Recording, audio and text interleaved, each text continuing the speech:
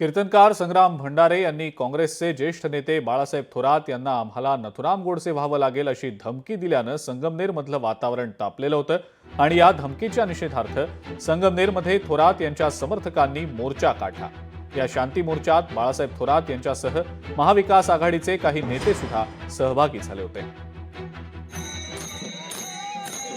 खरं काय झालं याचे पुरे व्हिडिओ आपल्याकडे, तुम्हाला खरं कळणार आता काय झालं। महाराष्ट्र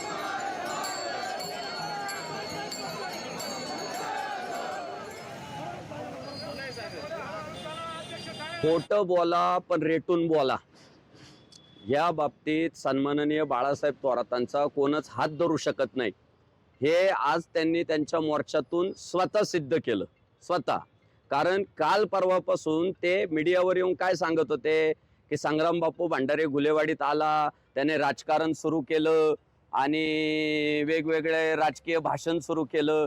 मग आज त्यांनी माझे व्हिडिओ दाखवले ना भरसभेत, मग मी राजकारणावर गुलेवाडीत जे बोललो ते दाखवायला पाहिजे होतं त्यांनी। म्हणजे आज बाळासाहेब थोरात उघडे पडले, जे काल परवा जे म्हणत होते राजकीय भाषण केलं वगैरे वगैरे, आज उघडे पडले बाळासाहेब थोरात। लोकांना कळलं बाळासाहेब थोरात खोटं बोलताय।